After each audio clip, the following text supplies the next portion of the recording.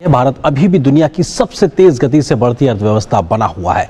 आज जारी किए गए आंकड़ों के मुताबिक मौजूदा वित्त वर्ष की पहली तिमाही में ग्रोथ रेट यानी जीडीपी 7.8% दर्ज किया गया है, जो पूरी दुनिया में सबसे ज्यादा है। भारत ने कमाल कर दिया है। भारत ने जीडीपी ग्रोथ में अमेरिका को, यूके को, जर्मनी को और इवन चाइना को भी पीछे छोड़ दिया है। विश्व तमाम मोर्चों पर आर्थिक चुनौतियों को झेल रहा है, लेकिन भारत अभी भी सबसे बेहतर प्रदर्शन करके दुनिया में अव्वल बना हुआ है। आज आप अपने पड़ोसी मुल्क महाराष्ट्र को इंडिया को देख लें। उनकी जो रियासत महाराष्ट्र है उसका जो एनुअल जीडीपी है वो पाकिस्तान के जीडीपी से ज्यादा है। हमारा कंपैरेटिव एनालिसिस करना शायद बहुत बुरा लगे। अब ये देखें कि वो कहां पे चले गए हैं। उनके नाज़रीन 600 अरब रुपए से ज्यादा जो है इंडिया के मुकाबले 2% में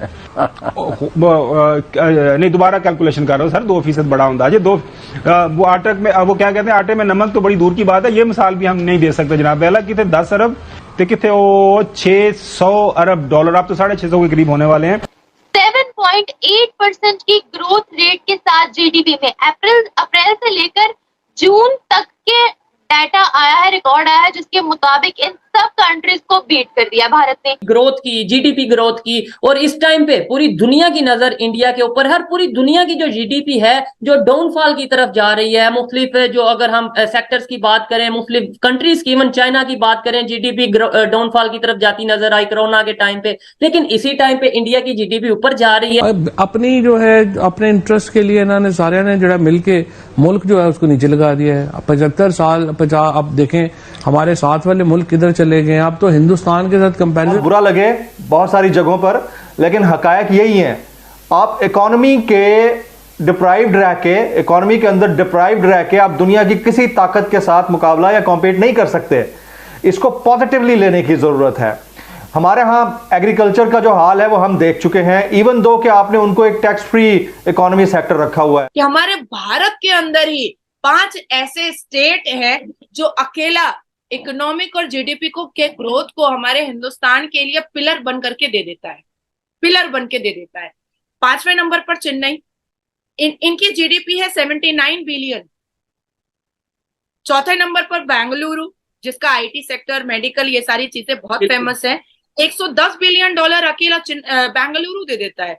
कोलकाता 150 बिलियन डॉलर अकेला कोलकाता देता है, क्योंकि पोर्ट वगैरह को लेकर के कोलकाता बहुत फेमस है, और फिश वगैरह के ट्रेड को लेकर के।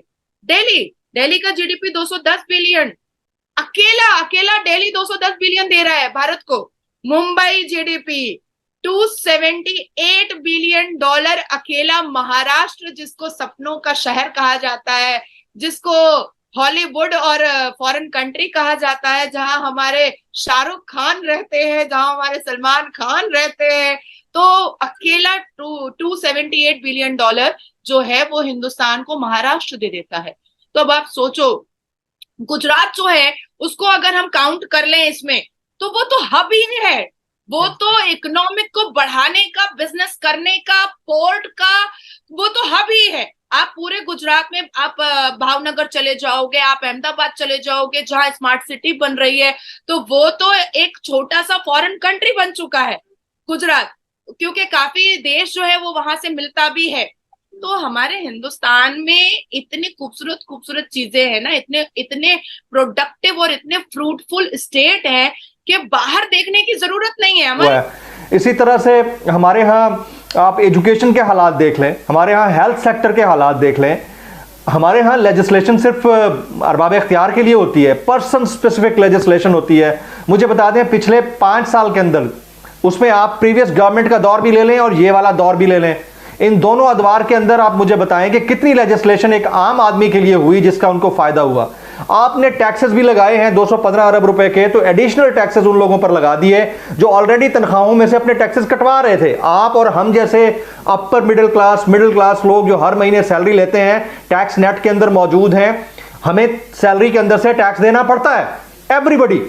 अब उसमें मजीद टैक्सेस लगा दिए गए। अशराफिया को आपने छूट दे दी, पुअर क्लास को आपने मजीद डिप्राइव कर दिया, अंडर प्रिविलेज्ड क्लास बना दिया उनको। और अब आप ये सोचते भी नहीं है कि हम एक्सपोर्ट में या अपने जो हमारा एक्सपोर्ट सेक्टर है उसमें कितना काम कर सकते हैं। अरबाब हमारे इर्द गिर्द जो है टैक्स एक्सपर्ट्स बैठे हैं, उनसे आप जरा पूछ लीजिए, दुनिया भर में जहां कहीं भी कोई टैक्स पे कर रहा होता है, चाहे वो कितनी मिकदार या कितनी तादाद में क्यों ना हो, उसको फैसिलिटेट किया जाता है। क्या इस मुल्क के अंदर हमारे नेशनल आइडेंटिटी कार्ड के ऊपर कहीं पर यह लिखा हुआ होता है कि ये बंदा इस मुल्क का ऑनरेबल टैक्स पेयर है? हमारा हिंदुस्तानी हमें कमा कर देने के लिए तैयार है। अभी आप देखो कि फाइनेंस मिनिस्टर निर्मला सीतारमण जी ने कितनी अच्छी बात कही है कि जितने भी बंदे लोन ले रहे हैं आप उनको जरूर दें, बैंक वालों को जरूर दें, रेट ऑफ इंटरेस्ट कम करें, लेकिन रिकवरी को आप ज्यादा फास्ट करें। ठीक है।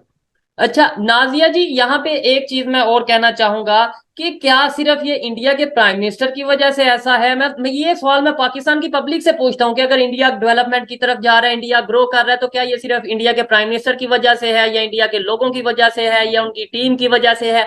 आप क्या कहना चाहेंगी? अभी एक सर्वे के मुताबिक मतलब जो रिपोर्ट्स आई हैं उसमें 80% जो इंडियंस हैं वो इंडिया के प्राइम मिनिस्टर, जो मौजूदा प्राइम मिनिस्टर है मोदी जी, उनको मोस्ट पॉपुलर लीडर कहते हैं, मतलब मोस्ट फेवरेट लीडर उन्होंने जो सा वो सिलेक्ट किया है। क्या कल मैं कोई न्यूज देख रहा था, 42 आईटी हार्डवेयर कंपनीज इंडिया में आएंगे, मतलब उन्होंने एमओयू साइन किए हैं कि अब हम यहाँ पर प्लांट लगाएंगे मैन्युफैक्चरिंग के।